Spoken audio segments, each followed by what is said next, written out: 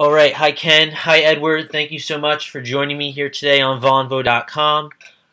Today is March 17th, 2013. I just wanted to go over two quick ground rules before we got our discussion started. The first is that right now this conversation is being recorded, and after the recording is complete, we'll be uploading the video to YouTube, to the internet. Is that okay with both of you? Yep. Yep. Great. And then on top of that, here at Vonvo, we don't want there to be any personal attacks against anyone. We want our discussions to stay both civil and valuable. Are you guys fine with that ground rule? Oh, yeah. Yep. Cool. Okay, so just so that any of our people who are watching and listen in the future, would each of you, and Ken, you can go first, would you mind just giving a quick background of yourself and explain why you're so passionate about this subject, and then Edward can go afterwards? Sure. Well, my name's Ken. I have a lot of interest in the military and also government in general. I believe that we have a right to know what's happening to our people. But as far as like my professional background, if that's what you're looking for, I've been in banking for 20 years, so I don't have a political background myself. I was never in the military. I'm just a concerned citizen. Cool. And Edward? I'm Edward Randolph. My degree specializes in history, and as you can see from all this stuff in the background, is I very much read about and learn about history and military. I've never been in the military. I have many friends in Libya, and I kept up with the current conflict. So the Benghazi attack is definitely personal to me. Cool. Cool. So why don't each of you, just sort of talk about really, and Ken, why don't you bring up maybe some of the points that you wanted to talk about with regards to this subject, and perhaps Edward can give you his take on where you really stand in regards to this, and you could just kind of take it from there. Sure, no problem.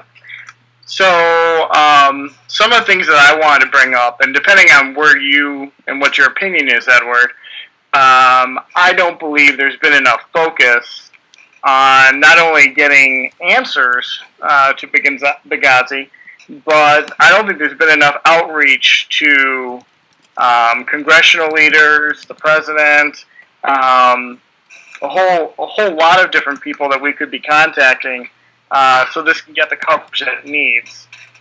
First off, I'd like to find out, Edward, where do you stand on the whole Benghazi incident? Well, I don't really blame the government. I understand there should have been more security. I don't think there was anything to save them, per se. Some rumors like there was a C-130 nearby. I don't believe in that. Okay, so you don't think the AC-130 gunship was in the area at the time? No. Okay, because that is what Glenn Doherty and Tyrone Woods were apparently, and again, depending on what report you look at, were actually radioing for with help from an AC-130 gunship. And as a matter of fact, they were laser targeting the sources of the mortars that were coming at them, which ultimately killed them, so that gunship could take out those mortar fire rounds. I've heard that from government officials that there was a base nearby, but there was no C-130 there at the time. Okay. Well, again, that's another situation where, like you said, it depending on who you talk to and depending on what source you're reading from, you're going to get different answers. Yeah, there's so many different stories involved in this, coming from different directions. You don't know what to take for real or not. Where do you stand, Edward, as far as the requests that were made for more security leading up to 9/11? I heard there were requests for more security, but defenses of embassies are based on a budget that is very strict. Even the Republicans made it less. And these requests for security usually take time. Okay. Do you know the general cost for a Marine detail, which is what Ambassador Stevens was looking for? Have you ever researched that? I haven't checked the pricing. Okay. Typically, a Marine detail is going to run about 160 million, somewhere in that area, for the government to be able to appropriate funds for a specific area. We actually have a Marine detail that sits over in Great. Guess what they do? I have no idea, but I doubt they're protecting anybody from a viable threat right now. So you're right. Republicans did vote to cut embassy funding for security. That is correct, but there was still a budget. And my concern is that how that budget was being appropriated. This is true. There's bases in Iraq that has to be taken care of. There's bases in Afghanistan. The soldiers that are in Europe, I hope they decrease the amount of soldiers in Europe because we don't really need them there anymore. And in Japan, they're way too long. I agree. I think resources need to be reallocated around the globe to more areas that actually they can be impactful. We got only militias in Libya that were guarding the embassies, which they were not truly trustworthy militias. Correct. Yes, there was no. It was all Libyan militias that were in charge, and nobody really knows the extent of what and how they were protecting anybody, to be honest. With absolutely no security presence there. And part of the reason a lot of people believe that we didn't have a bigger presence was to keep attention away from Benghazi, because a lot of people believe that a lot of the weapons that were being used during the Libyan revolution were being funneled through Turkey into Syria. What have you heard about that, Edward? I've heard most of the weapons didn't go to Syria, though I have seen Libyan militia in Syria. So it's possible. But I think most of it went to Mali. You know, I had a hard time hearing you that time. I don't know if it was your mic or... Try that again. I've seen pictures of Libyan militia. Oh, okay. Gotcha. And then, as far as when it comes to the gun running operations that may or may not have been going on, and that's why a lot of people believe that Ambassador Stevens was in Benghazi, because we already know that Glenn Morty and Tyrone were there, specifically looking for those weapons to keep track of them. So if we do have weapons that are being directed into Turkey, is this going to be, or is this just another situation where the administration is going to misrepresent the truth again? I don't think it's going to misrepresent the truth, but it definitely is a stub in the toe, per se, especially when it flowed into Mali and caused a huge problem there. That is correct, and Mali's a whole different topic. What exactly happened in Mali? Can you kind of brief me on that? I'm unsure of that item. Go ahead, Edward. Well, what happened there was two groups. There was the Islamist group and the rebel group. The rebel group just wanted to create its own country, and the Islamist group wanted to take over an entire Mali. Well, they started fighting each other. The Islamist group took over, and French intervened, and now it's all okay. the short-term version. Yeah, the French are kind of coordinating that whole thing. The French seem to be getting involved in everything lately. And just quickly, Edward, what I was going to say is, did you adjust anything on your microphone? Because I do hear you and understand you, but it's just like it got a little like, I don't know, it got like a little like I don't know, warped. Yeah, warped your tone. I'm not sure, but it's understandable. It's just a little weird. I don't know if you changed anything. If you did, if you change it back, that'd be great. I don't think I played with anything. Okay, no, maybe just speak closer. It sounds like you're trying to hide your identity. Yeah. Yeah. All right, go. So, I mean, where do both of you? I think Edward, you sort of said it before.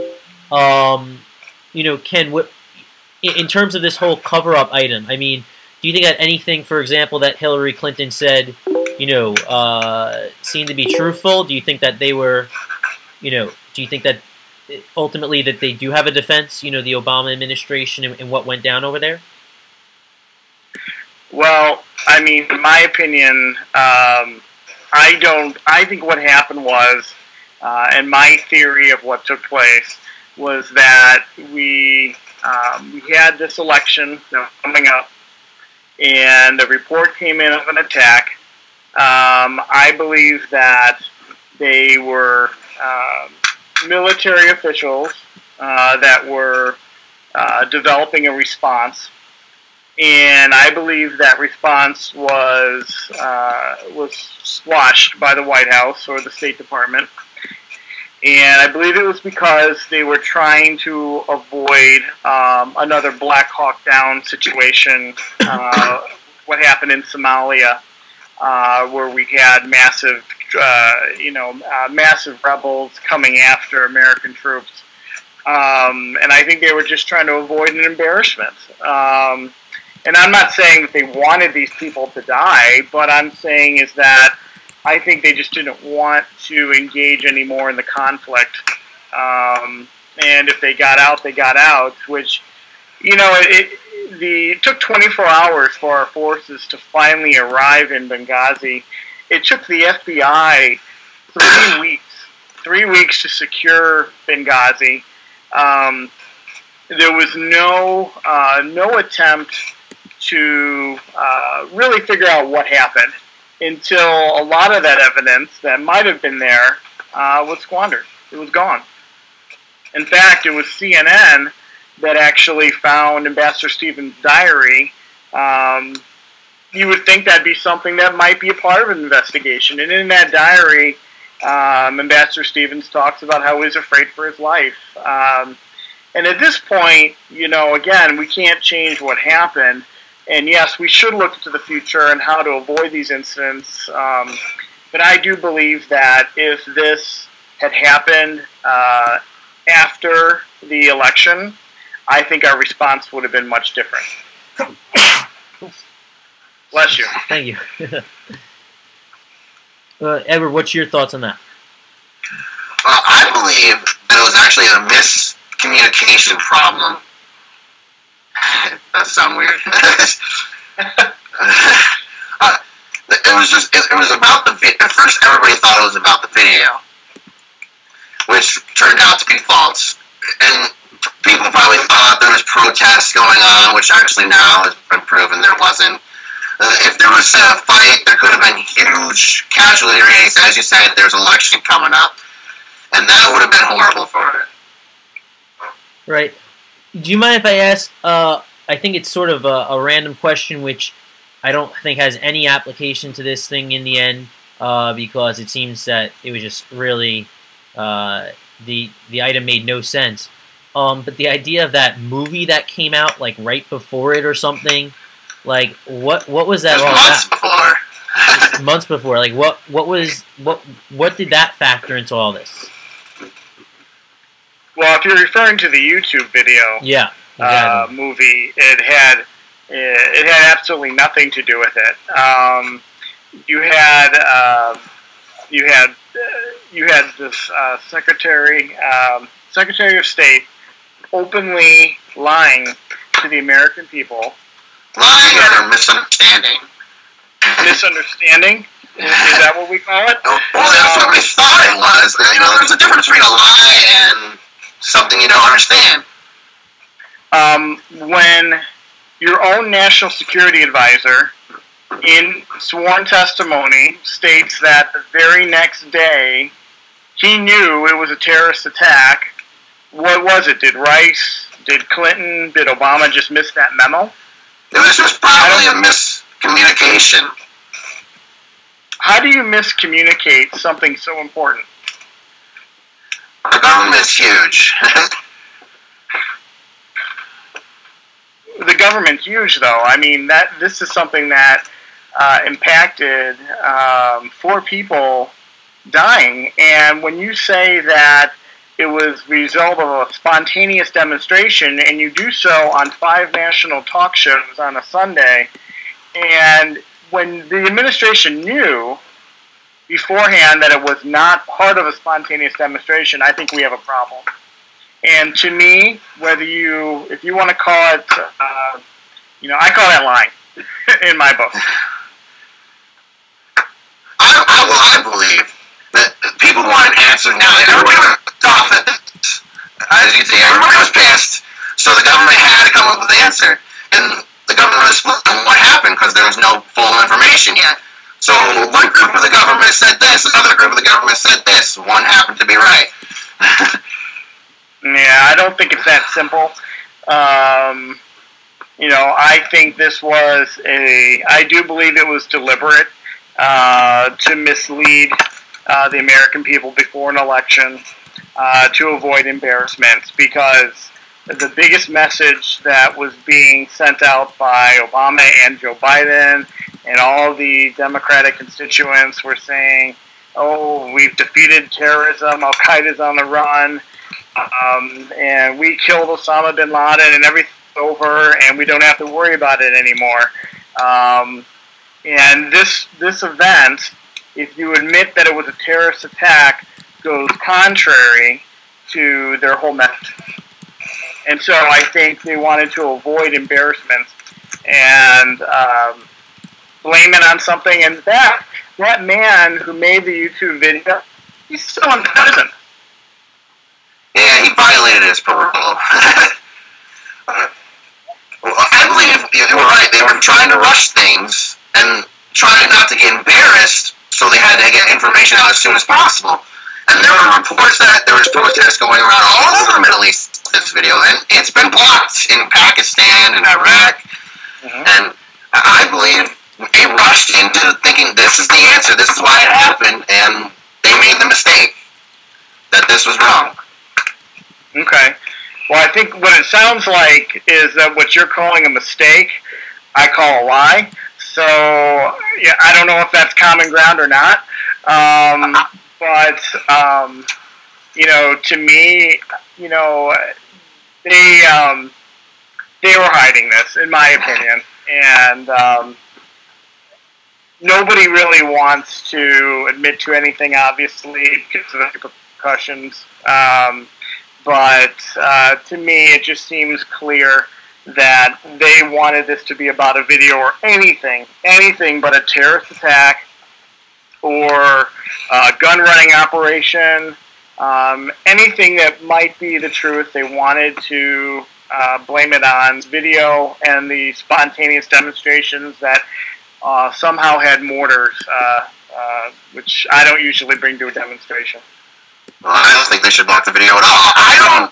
I'm not an Islamophobe, but I should think that he has freedom of speech to do it. But whatever. Yeah, no, I mean, the guy, I don't agree with the video, but he is an American citizen, and he had a right to make the video. But again, I don't agree with the contents, and we can talk all day long about, what we agree with, what we don't agree with, and what we watch and what we listen to.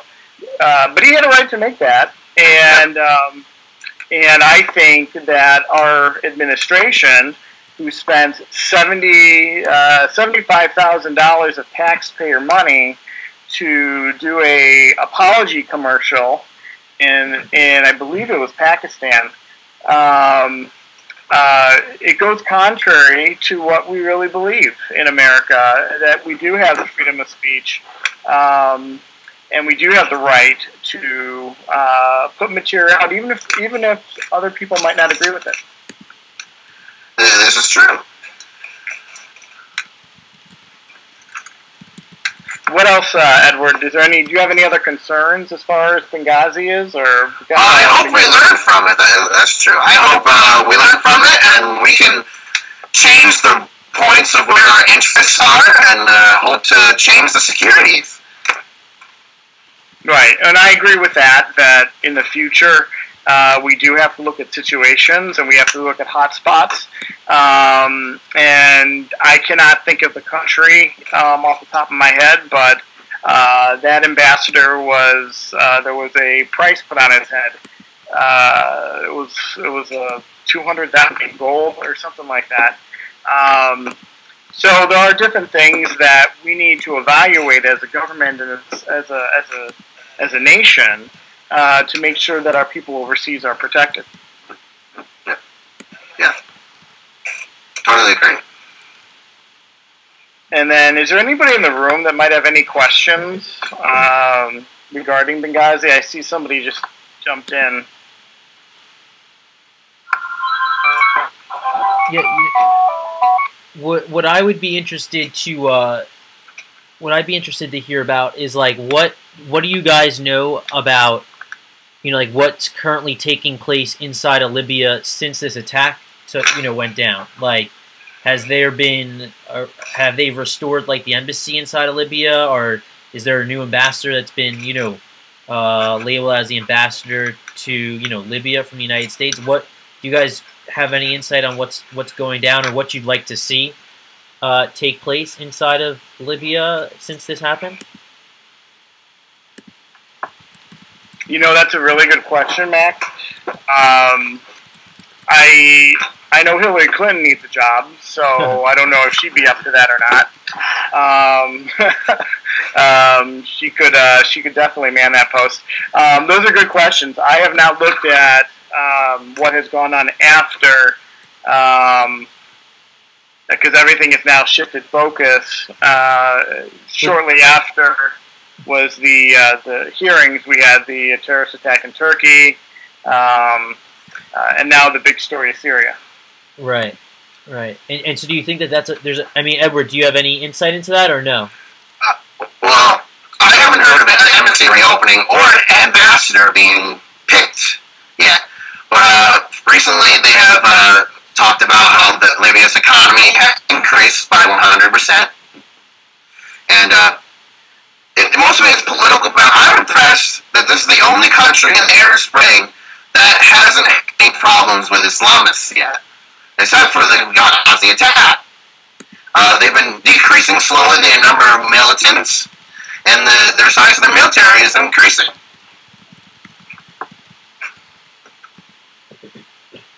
So, yeah, and I would just add. Go ahead, Ken. We talked earlier about how much it would cost for a Marine detail in Benghazi, and this is why I'm so passionate on it. We send billions of dollars to foreign countries, and I don't know what the total amount is that we're sending to Libya right now, but I know as far as Egypt's concerned, we sent over $1 billion in aid to them, including F-16s, Abrams tanks. I believe it was 200 Abrams tanks, 25 F-16s, all at taxpayer expense.